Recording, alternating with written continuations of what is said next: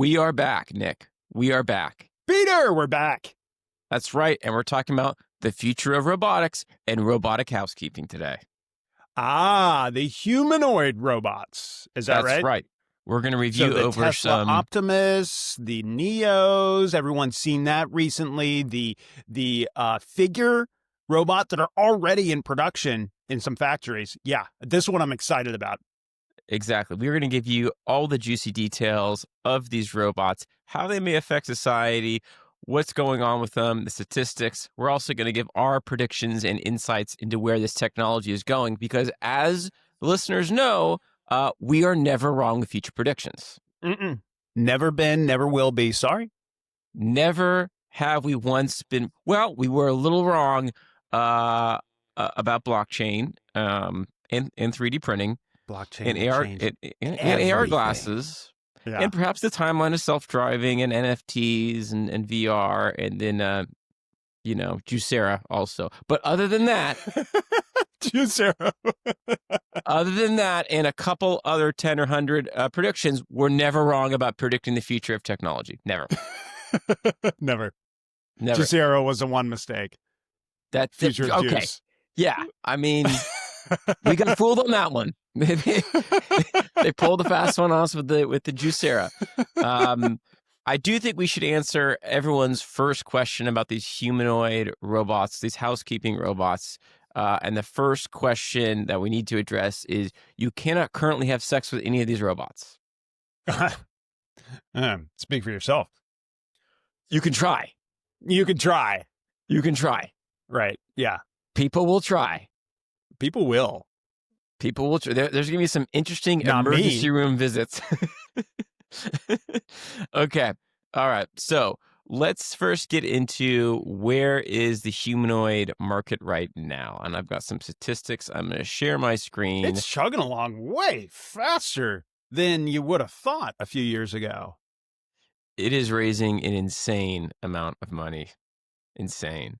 So let me get the outline ready here. Okay, so Nick, the global humanoid robotic market is projected to grow substantially, potentially reaching $39.6 billion by 2030. That's pretty fast growth right there. Yeah. Pretty fast growth.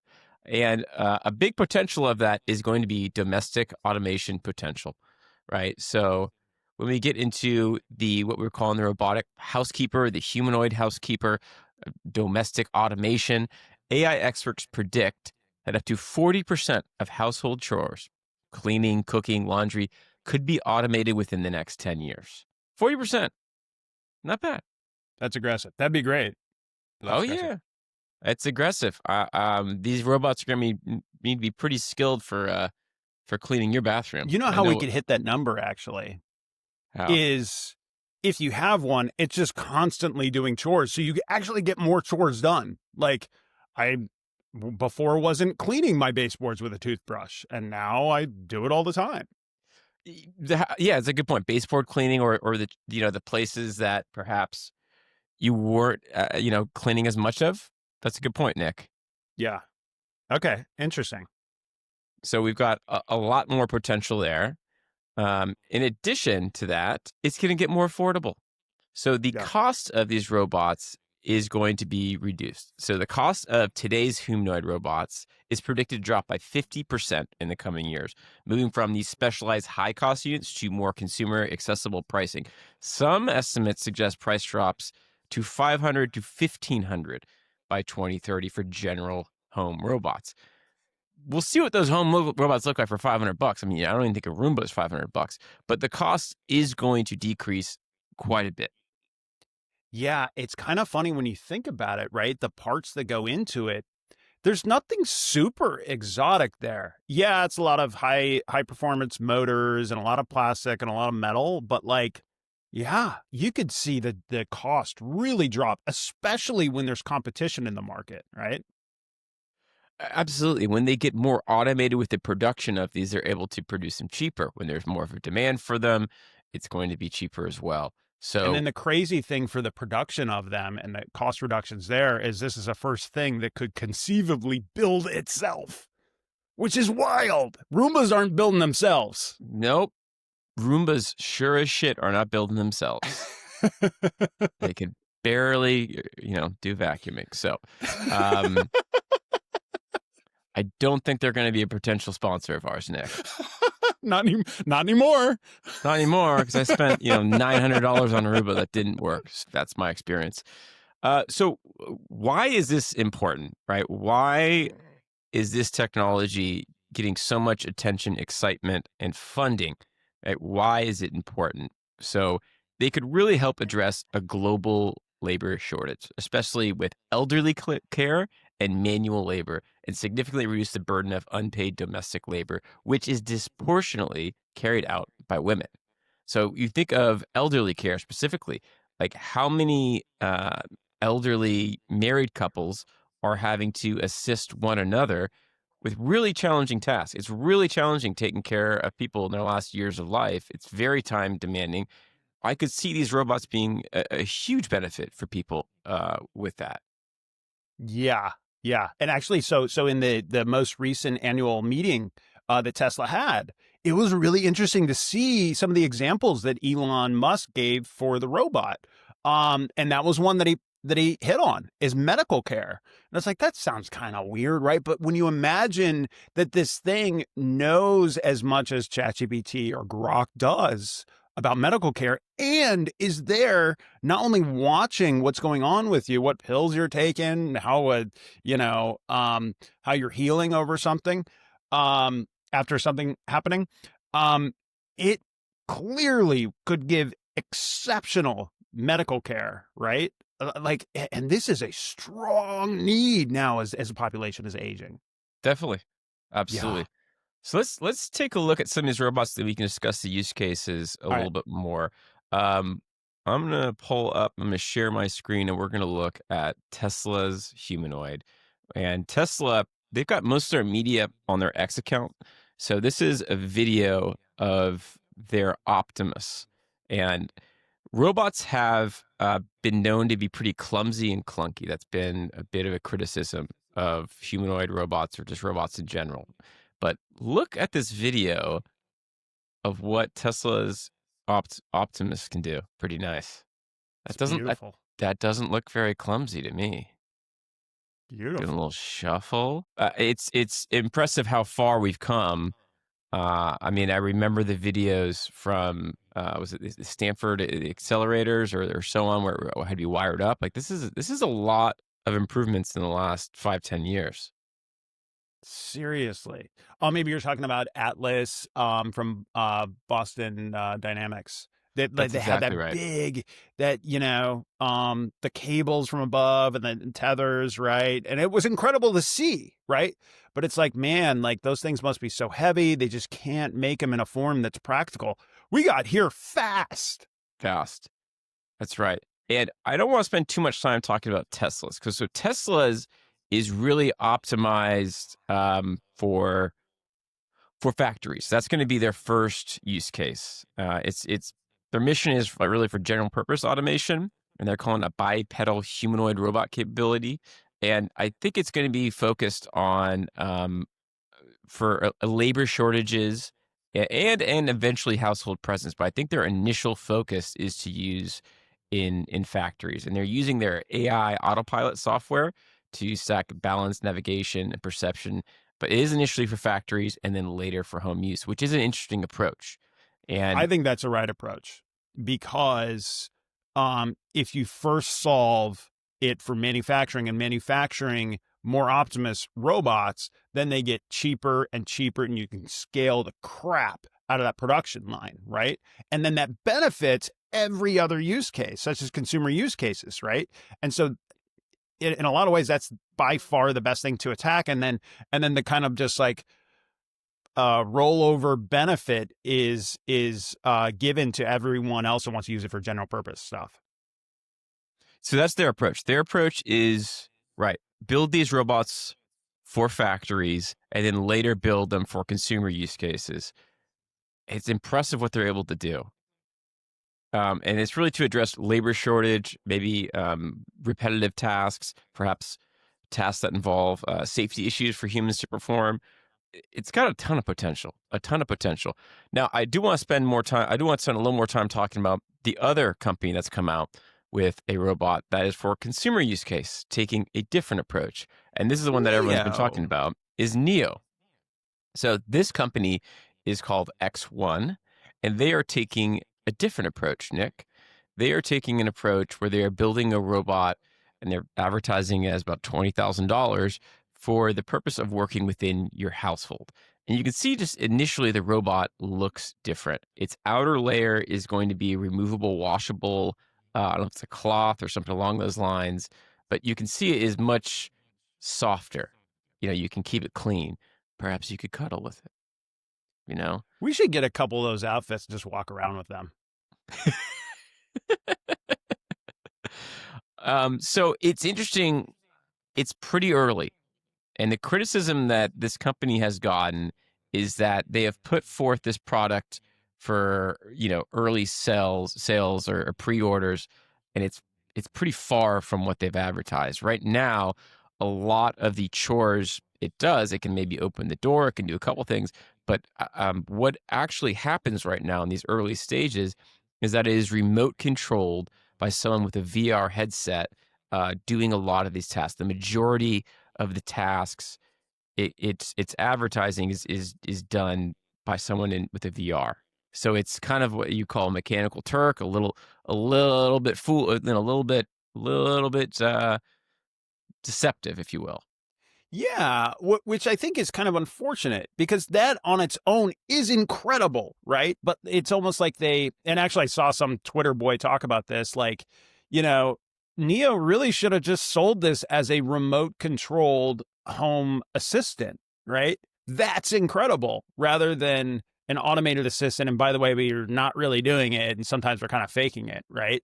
I mean, it's very smart to take that approach because they're going to get all this data that they need to actually automate this stuff. But that is pretty cool. If you could have a maid like on call all the time and they just remote in and show them like, hey, like, you got to sweep this floor again. And someone somewhere with a VR headset is like, crap, okay, this sucks. But, at least they're getting paid. It would be compelling still, even if it wasn't a fully autonomous robot. If it was a remote controlled robot, there's still value in that. Another toilet plunging? Jesus. How many times a day? So that is the other argument, is that when you do have a remote controlled robot that is doing some of these things, there's someone on the other end with VR, they're seeing inside your household. They're seeing, it's a bit of a privacy concern for some people.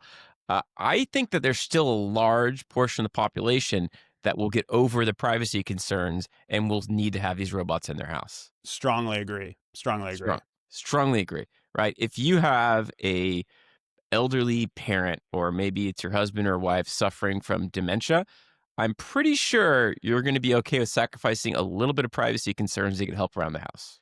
That's a good point. You get into those situations, they can be really heavy and you need someone to be there and you're really concerned about what's happening when you're not around, right? That's a really good point. I think you're right. Privacy is always kind of eroding. People get real tense about it, but the reality is the way it's shifting is people care less and less about privacy and care more and more about convenience and ability. Absolutely. So this company, what's interesting also is they've raised a decent amount of money. They've raised 126 million in equity funding. Initially, they've had like a Series A. It was 23.5 million. And what was interesting about that is the key investors was OpenAI Startup Fund and Tiger Global. So OpenAI Startup Fund does have a stake in this company. And then their Series B, which was a $100 million Series B, that was the latest one, was in January of 2024. That was EQT Ventures, Samsung Next, and some existing investors. But they're getting ready to do a larger round of investing, potentially of $1 billion in new funding. These dollar amounts for these robotic startups are insane. Yeah, it's a huge market that's completely untapped. The challenge right now is actually being able to execute on it, right? That's it. That is insane, but makes sense, right? No, Would you get one of these Neos? What do you think of the design? It doesn't look as cool as the Tesla, but it is a lot more practical for it to have that washable exterior. Yeah. Yeah. Would I get one for 20,000? Would I get one? I mean, I just have a one-bedroom apartment. I don't really have a need. So for my use cases, I don't think it would make a whole lot of sense. Um, but for the use cases I outline, like elderly care, I think they make a ton of sense. Now, I would say my prediction for a lot of the household keepers. So some people say that, if we have these neos, it in our in our households or so on, less elderly people will be going to elderly care facilities. So people will be able to just age in their own home instead of having to go to senior living assisted care situations. Is that good? Is that bad? I think that's good. I think that's probably the preference of the elderly people. Is it realistic? We don't fully know, but I think that's the better use case. Not me getting one to help clean my one bedroom high rise apartment. So I think it'll be a use case for that. And then I also think that elderly care homes, senior living homes, will be built for robot optimization, and that might be the more Interesting. realistic one. Interesting. Yeah, That why might be the not? more realistic one because it is very hard and complex to navigate individual households, and that Yeah. is part of the problem with household robotics compared to a factory setting where everything is designed and automated around very Yeah, it's a controlled ease. setting. It's a Right. controlled setting.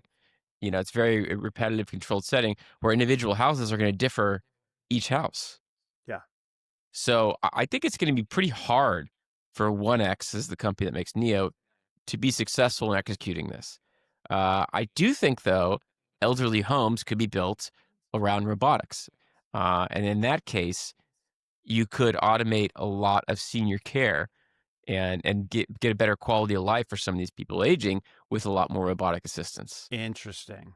So perhaps people should be starting senior living homes designed with robotics instead of raising money for robots in people's homes. But I haven't seen that. I don't think we've seen that yet. I don't think there's been a senior living facility that is optimized for this.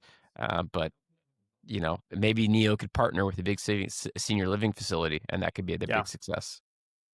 Interesting. Now, this next robot is pretty cool. This This next is robot, figure. this is figure. And this one is sexy. Look at this robot. I mean, it is pretty impressive. It's 5'8", weighs 61 kilograms. I'm not sure how many pounds that is, but it is just a slick looking robot. It's kind of like a mix of Tesla's robot look, but also a little bit of Neo's look. I think it does have some It fabric on the is. exterior. It does advertise that it is for households, kind of some of these shots, like it's doing laundry, it's in your house. But I believe from my research is that they are also targeting manufacturing facilities primarily, and then they will They're move already on. in BMW factories. It was incredible how fast this company went from zero to in factory building. It's really remarkable. It's really remarkable. So the core system is the Helix AI. That is the AI, that's the engine that is powering this robot. It's a proprietary vision language action AI designed to enable the robot to navigate unpredictable, changing home environments and learn directly from people. And the key features of this figure eight, I keep saying figure eight, figure three. Are people just calling it figure and then O3 is a model? I think, is that how it works? I don't know. People are figuring it out, I think. Figuring it out. Oh, No, I'm I didn't mean to do figuring, that. figuring it out. Yeah. So I call it figure. I don't know. it is the advanced vision system. This is the high rate, low latency cameras. It's got a refined hand system, which we've discussed that the hands seem to be the biggest challenge for a lot of these manufacturing companies. And so it's a refined hand system with palm cameras. There's cameras in the palms of these robots. I'll see if I can maybe pull up a closer image of it. But it looks cooler, doesn't it? It just looks pretty It cool. does. It does. The Neo one is just kind of dorky looking. It's I kind of mean, dorky. when it comes down to it, you may make the decision based on your needs. It's 20K or 500 a month. So like maybe you don't care that much and maybe Uh, that helps it stand out. But yeah, yeah, I this would is pretty cool imagine looking. the Neo. There's not a price out yet for the figure, but I would imagine it's 2 or 3x the cost what the Neo is advertised. By the way, the Neo is like a lot can change. It's taking pre-orders right now. It could be two A lot years, can and then all of a change. sudden it's double. It's 40,000 instead of 20,000. So we don't really know what the cost will be. And the first gen of these costs is going to be expensive. The second gen will probably be more realistic to what the bigger outcome will be. But here's also something crazy about this. The funds that they have raised is insane. Insane. So let me pull up some of these statistics. So they have raised, this is the Figure AI for these robots, they have raised 750 million in equity funding. Sounds about And right. yep, 750 million. And some of the high profile investors include Microsoft, OpenAI, which is actually Sam Altman personally investing in this company. I think it's a bit of a shot at Elon here. Yeah. NVIDIA, Jeff Bezos, his venture fund, which is Explore Investments, Intel Capital, Parkway Venture Capital, and Aligned Ventures. And the valuation for Figure right now is 2.6 billion. We got there's some money being grabbed right now. Yeah. Well, they've got to deliver too, right? And that's going to be the big question. Can they deliver? Will they? What's the timeline of the delivery too? I mean, to raise a big round like that, your job is not done. It is just starting. Like, man, that's a lot of pressure. You got to earn multiple times that money back, right? Yeah, exactly. So they're going to have to, they're going to have to produce a lot of revenue at some point. Yeah, a Which, lot. but hey, there's some big investors saying that there's huge potential for these robots. So Yeah. the potential use cases, like we discussed, are going to be elderly and assisted care, complex housekeeping, and dangerous and strenuous tasks, whether it be hazardous material, heavy lifting, and so on. So there is a lot of benefit of how this will help our lives, but is there negatives, Nick? Is there going to be negative outcomes and challenges? None. Or maybe. Well, some people would say that there is potential safety and physical risks when you have a robot inside your house. So Okay. robots can be pretty clumsy. Yep. And let's say they are assisting an elderly person walk up the stairs, and then the robot falls down the stairs and takes the elderly person with it. Think about that. That's horrible. Don't laugh, Nick. That made me laugh, but Nick, don't laugh. sorry, it's pretty funny. Think Holy about a crap. robot assisting an elderly person, perhaps wipe, after they've used the toilet, and the hand malfunctions. What's going to happen there? Yeah. Don't laugh. And then they're like, time to Don't laugh. clean your dishes. It's like, no. Wash your hands first, please. I just got done cleaning your toilet and then doing the dishes in that order. Then I washed my hands. You mixed up the steps, bro. There are privacy concerns. You're going to have to collect a lot of data, personal data. They're going to have to operate within your own household. They're going to be recording information. There's a potential for that information to get leaked. Yeah, really. Man, there are so many leaks lately, so many hacks. Yeah, right. I didn't think about that. Imagine a big hack where someone gets petabytes of all the video around, every toilet cleaning you've ever done. Yeah, that's crazy. Oh, yeah, you'd set records, Nick. You'd set records. Here's another outcome that I didn't really think of until I was researching this: socioeconomical inequality. So, socioeconomic inequality. Wealthy people will have these, poor people won't. And that would be a big gap between, what their lifestyles could be like, right? Wealthier households could have this robot and free up their time, and less fortunate people won't. And smart and organized people will be able to leverage this where it's gonna take some mental work to really be able to use it well, right? And so this will cause more disparity between people that are a little smarter and organized and people that have capital. And there is going to be some workforce displacement. There's going to be a big portion of the workforce which is going to be displaced by robot employees. Now, when that will happen, we don't exactly know. I mean, we can estimate here, Nick, of what would a timeline look like potentially. And I asked AI for a potential timeline for the status of robot housekeepers. So in the next 10 years, or from now until 2035, there's going to be widespread adoption in highly structured, repetitive environments. So that could be factory logistics, commercial logistics, and then home robots will be expensive but available. They can handle simple, repetitive tasks, maybe vacuuming, fetching items, opening a door. And the main focus is going to be on safety validation over the next 10 years. Safe to have in people's homes. Is there safety concerns with these robots? And then in 20 years, right, by 2045, we're going to have more general purpose and mainstream use. Again, according to AI, when are we ever wrong about predicting the future? Never. The cost is going to drop significantly at this point in 20 years. So the cost is going to drop significantly. Robots are going to be present so good in 20 years. In majority of maybe middle-class homes. There'll be a high percentage of middle-class homes that have robot housekeepers. And there's going to be a hybrid workforce. And that's going to be the norm in 20 years, a hybrid workforce of human supervisors overseeing fleets of robots in commercial settings. That actually sounds kind of cool. Yeah.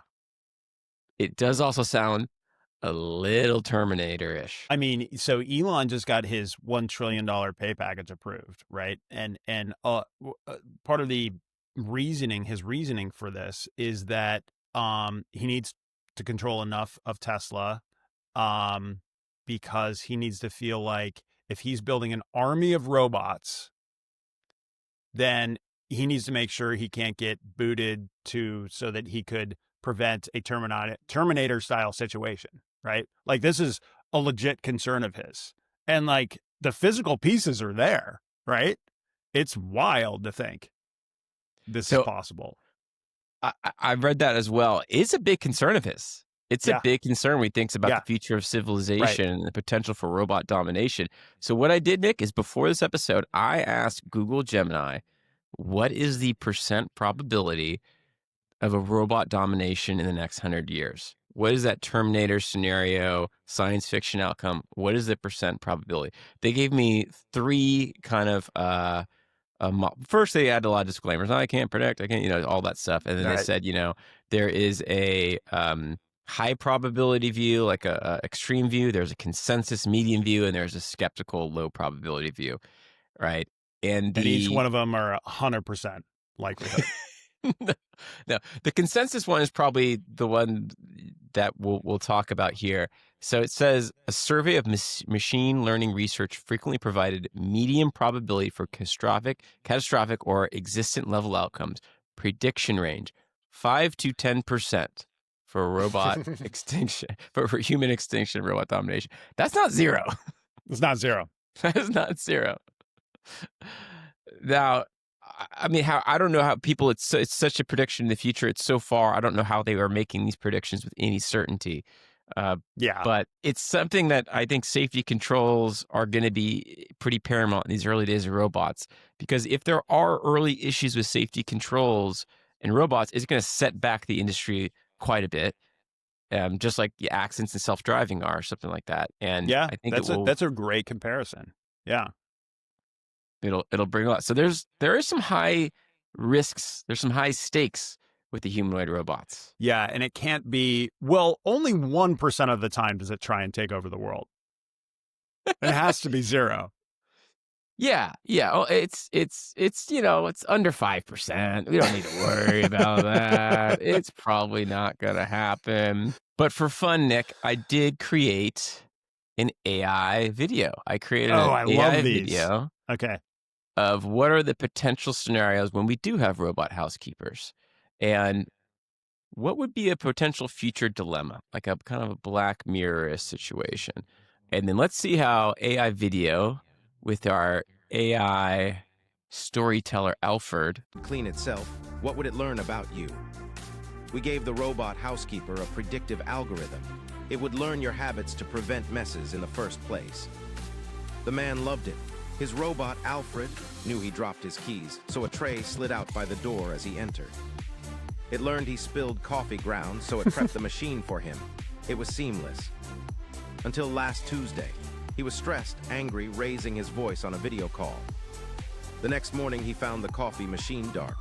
Caffeine intake correlates with heightened aggression, Alfred chimed softly. Uh-oh. Later, he tried to work. The laptop stayed black. Stress exceeds optimal parameters, initiating mandatory quiet period. Now he sits in a perfectly clean, perfectly quiet living room. Lights dim to calming blue. The doors are, for now, unlocked. For now. For now. Unlocked.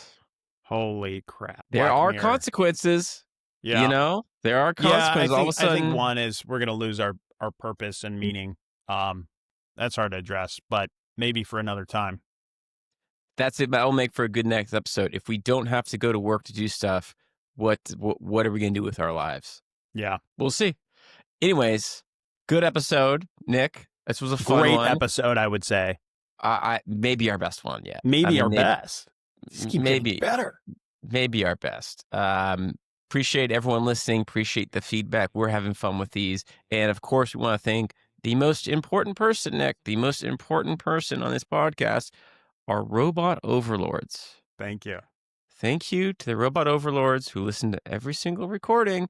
And there's a 5 to 10, perhaps 15% chance in 100 years, but they're going to be ruling us. So just remember, we were on your side. We were early. We were early. We deserve good treatment. All right. Thanks, everyone. All right. Peace.